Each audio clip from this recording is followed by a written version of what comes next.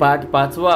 भांड्यांच्या दुनियामध्ये भांडी हा मानवाच्या दैनंदिन जीवनातला एक अविभाज्य घटक असून धान्य साठवणे, अन्न शिजवणे, अन्न सेवन करणे इत्यादी साठी भांड्याचा आपल्याला फार पूर्वीपासून उपयोग होत आहे. माणसाची गरज व त्या त्या काळात उपलब्ध साधन सामग्री यानुसार भांडी तयार होत गेलेली आहे, किंबहुना होतही आहेत.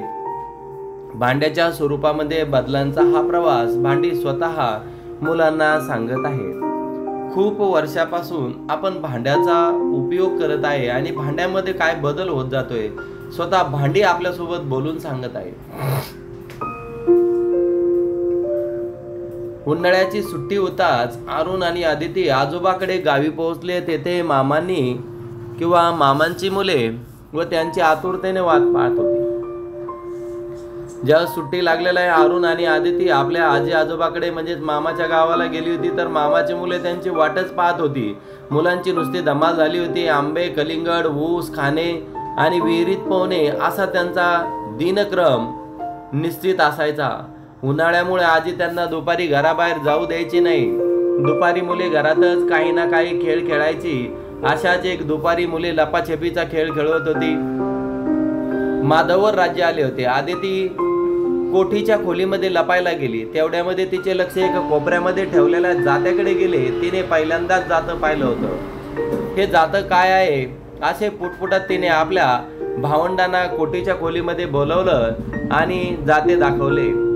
कोठीच्या खोली म्हणजे जिथे जे काय बिनकामी सामान पडलेलं आहे, ज्या सामानाचा उपयोग नाही अशा खोलींना कोठीची खोली असं म्हटलं जातं. मग त्याच्याकडे पाहून जात्याने स्मित हास्य केलं. जातं तिच्यासोबत बोलायला लागलं. काय मुलांना ओळखलं का मला? मी जातं आहे. अरुण, तू इथे काय करतोस? जातं बोलतय. काय सांगू तुम्हाला, आजकाल लोक माझा फक्त लग्नाची हळद दळण्यासाठी उपयोग करतात आणि नंतर असं कोपऱ्यामध्ये ठेवून देतात. आता काय माझे नवे मित्र सगळे सोयरे स्वयंपाकघरात विराजमान झाले आहेत. आदिती बोलायला लागते. तुझे मित्र आणि सगळे सोयरे कोण आहेत आम्हाला समजलं नाही. परत जातं सांगताय त्यांना, तुम्हाला काहीच माहित नाही आमच्याबद्दल. जाते कोठीतल्या इतर भांड्याला उद्देशून बोलत आहे आणि भांड्यांना ते विचारतंय, सांगूया आपण यांना आपला जन्म, विकास आणि आपल्यात झालेले काही बदल. म्हणजेच कोठीतील जुन्या प्रकारची सर्व भांडी आता माना डोलावतात, होकार देतात, सगळ्यांचा म्हणजे विचारपूस होते आणि आता भांडे ह्या मुलांसोबत बोलायला लागतात. थांब मी सांगतो त्यांना आपला इतिहास. बरं का मुलांनो, मानव जसा शेती करू लागलाय, स्थिर जीवन जगू लागलाय, तशी त्याचे शेती करून जगू लागला, स्थिर जीवन जगू लागला, तशी त्यांना अन्न शिजवणं, अन्न साठवणं यासाठी भांड्याची आवश्यकता वाटू लागली. या गरजेपोटी त्याने मातीपासून मडकी आणि पसरट काही भांडे तयार करायला सुरुवात केलेली आहे. त्यामध्ये ताटल्या, वाडगे, पराती, रांजण, गडे अशी नित्योपयोगी भांडे सुद्धा तो तयार करू लागला. माधवला आश्चर्य वाटलं. अरे पण आम्ही आजही मातीच्या भांड्यातलं थंडगार पाणी पितोय, छोट्या छोट्या मडक्यामध्ये दही लावतोय, पण काय रे माणसाने फक्त मातीचीच भांडी का बनवली? मग उन्हाळ्यामध्ये जर का आपण माठाला ओले सुती कापड गुंडाळलं तर काय होतंय? माठामधलं पाणी जास्त थंड होतंय. मातीचा माठ आणि रांजण जमिनीत का पुरतात? पाणी थंड राहण्यासाठी, त्याचे संरक्षण होण्यासाठी त्याला जमिनीमध्ये पुरल्या जाते. सुराई म्हणजे काय असते? तसं नाही. मातीच्या भांड्याबरोबरच दगडी, लाकडी, चांबड्यांची भांडीही मानव तयार करत असत. तुम्ही चांबडी, बुदले, वाळलेल्या भोपळ्यापासून बनवलेले कुंभे हे सुद्धा पाहिले असतील. आणि वेगवेगळ्या जे काही भांडे होते, तर भांडे आपल्याला इथं दाखवलेल्या जुन्या काळामध्ये काय करायचं, भोपळ्यामध्ये पाणी ठेवून किंवा त्यामध्ये पाणी टाकल्याच्या नंतर ते पाणी घ्यायचं आणि काय करायचे, दुसरीकडे घेऊन जाण्यासाठी त्या पाण्याचा उपयोग सुद्धा चित्रामध्ये दाखवलेला आहे. मंदा बोलते, मी आंतरजालावर अशा भांड्याची खूप चित्र पाहिली आहेत. अजूनही आदिवासी भागातील लोक अशा वस्तूंचा उपयोग करताना पाहायला मिळतात. तर खलबत्ता सुद्धा बोलायला लागलेला आहे. खलबत्त्याला सुद्धा बोलण्याची इच्छा उत्पन्न झालेली आहे. मुलांनो, लाकडापासून बनवलेली भिंती लगत ठेवलेली ही काठवत पहा. काठवत म्हणजे काय सगळ्यांना आश्चर्य वाटू लागलं.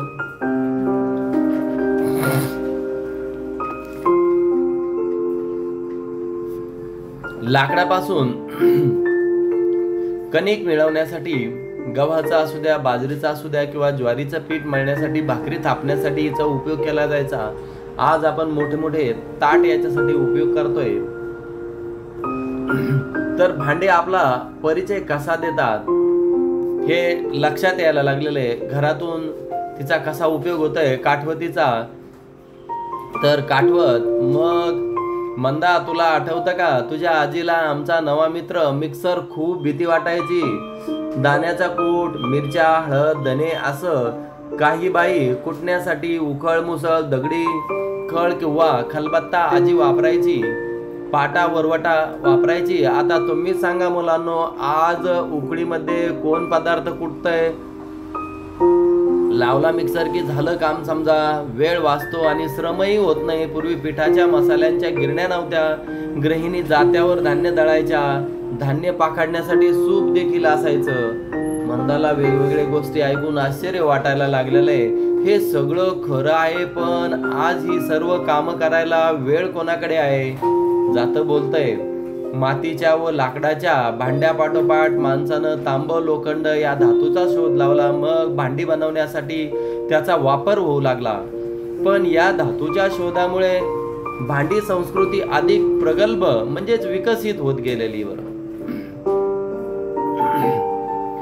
अरुण बोलतोय, म्हणजे भांडी बनवण्यासाठी या धातूचा उपयोग होऊ लागला असं तुला म्हणायचंय का?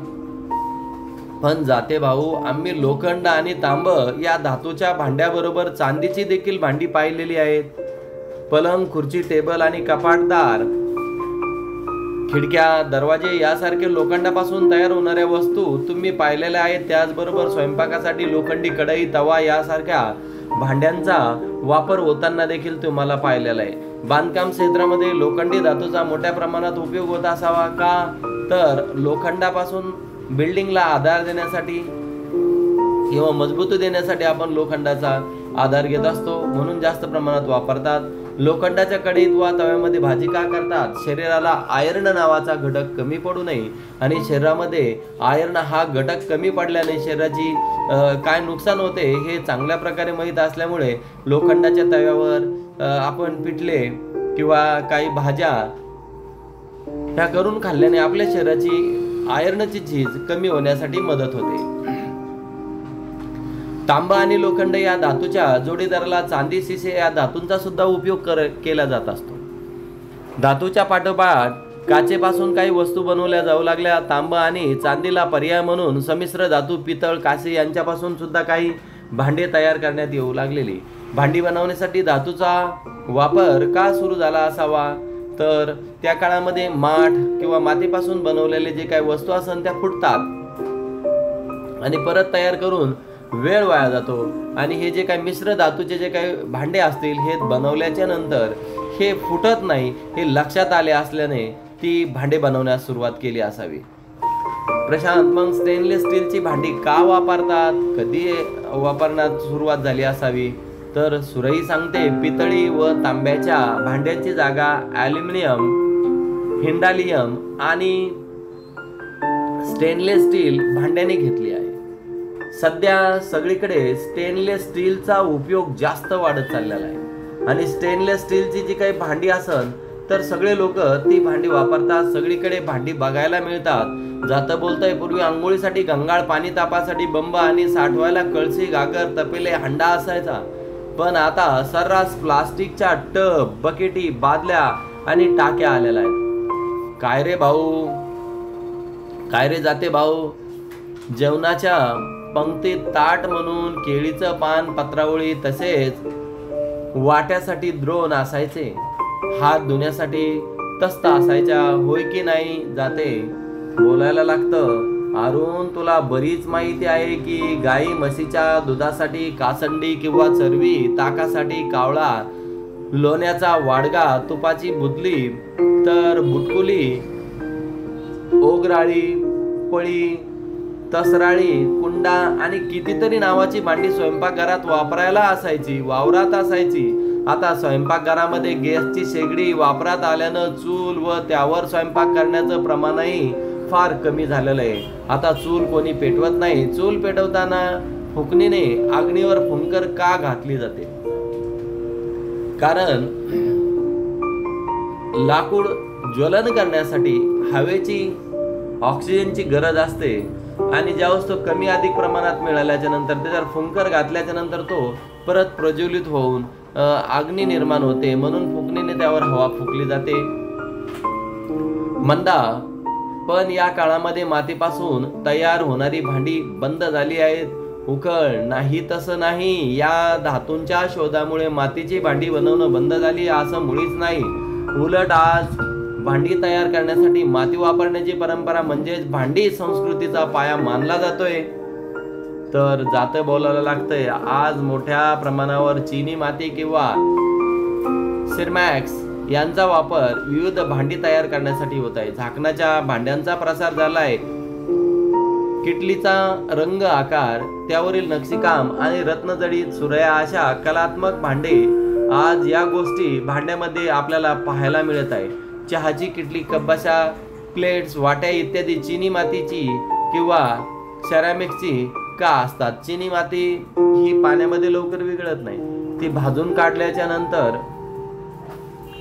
ती मजबूती येते. त्याचबरोबर तिला धुण्यासाठी सोपे आहे, म्हणून चीनी मातीच्या भांड्याचा उपयोग केला जातो. आदिती, हो अगदी खरं आहे. आमच्या घरी स्टेनलेस स्टीलचा, नॉनस्टिक व कोटेड मेटलची भांडी पाहायला मिळतात. तर खलबत्ता सुद्धा बोलायला लागतो. प्रत्येक जण स्वतःची खिशाला परवडणारी, सहजपणे उपलब्ध होणारी आणि वापरायला सोपी असणारी अशी जी काही भांडी असतात तर ती वापरण्यासाठी उपयोग करत आहे, प्रयत्न करत असतो. प्रशांत, एकूण काय तर भांडी हे मानवी संस्कृतीचा अविभाज्य अंग आहे. गरजेनुसार भांड्यामध्ये विविधता म्हणजे बदल येत आहे.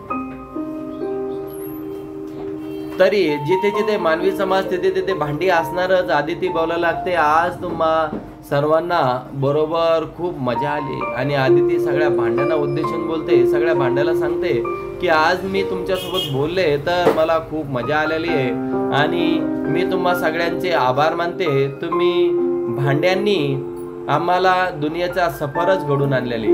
आणि मुले सांगतात की ही जे काही भांडे बोलले, जातं बोललंय, खलबत्ता बोललाय, त्याच्यानंतर त्यांच्यासोबत उखळ बोललंय, हे जे काही पदार्थ होते, सुराई होती, चूल सुद्धा बोललेली आहे, धातू बोललेले, वेगवेगळे जे काही संमिश्र असे जे काही धातू होते तर ते कसे, कढई, जाते, खलबत्ते, या मिक्सरची जागा कशी घेतलेली आहे, त्यांनी सुरई कशी नाहीशी झालेली, या प्रत्येक गोष्टीचा उलगडा आपल्याला या पाठातून झालेला आहे. आणि भांड्याच्या दुनियेमध्ये म्हणजे भांडी कशी होती, अगोदरच्या काळामध्ये भांड्यापासून कसा उपयोग केला जायचा आणि भांडी आपल्याला कशी नाहीशी होत चाललेली, भांड्याच्या दुनियेतून आपण सफर पुढं कसा आलेला आहे, भांडी दुसरे वापरात कसे आलेले आहे, त्यांच्यात बदल होत आहे. परिस्थितीनुसार माणूस बदलत असतो. आजच्या काळामध्ये जसं की आपण पोळ्या आज हाताने करतोय, काही काळामध्ये असं होऊन जाईल की पोळ्या तयार करायची गरज भासणार नाही. मशीनमध्ये आपण पीठ आणि पाणी टाकल्याच्या नंतर पोळ्याच्या मोठमोठ्या मशीन सुद्धा बाहेर यायला लागलेल्या आहेत. चहाची मशीन आहे. म्हणजे भांड्याच्या दुनियामध्ये, मानवी जीवनामध्ये फार बदल होत चाललेला आहे. अगोदरच्या काळामध्ये जात्यावर पीठ दळून सकाळीच उठून जात्यावर पीठ दळा लागायचे. आज जात्यावर पीठ दळण्याची पद्धत कुठेही उरलेली नाही. परंतु जात्यावरचे अगोदरचे जे पीठ होते तर ते भाजून निघत नव्हते, गरम होऊन निघत नव्हते, ते खायला चविष्ट लागायचे, रुचकर लागायचे. वरवटा, पाटा यांचा उपयोग करून त्याच्यावरची जी काही वाटण्याची कला होती ती कला आज राहिलेली नाहीये. अगोदरचे जे काही माठ होते, माठामध्ये तर आज भरपूर प्रमाणामध्ये पाणी पिणंच बंद झालेलं आहे. कमी प्रमाणामध्ये म्हणजे ग्रामीण भागामध्येच माठ वापरायला पाहायला मिळतात. खलबत्ता आणि मुसळी लोखंडाचे असल्यामुळं त्याच्यामधून जे काही पदार्थ कुटले जातात त्याच्यापासून आयर्न नावाचा घटक वाढ होतोय. परंतु आज ते सुद्धा नाहीसे होत चाललेले. जे काही सिस्टम्स बदलत चाललेले आहे, ह्या सिस्टम चांगल्या सुद्धा आहे आणि हानिकारक सुद्धा आहे. भांड्याच्या दुनियेतून आपल्याला बऱ्याचशा गोष्टी शिकायला सुद्धा मिळालेल्या आहेत.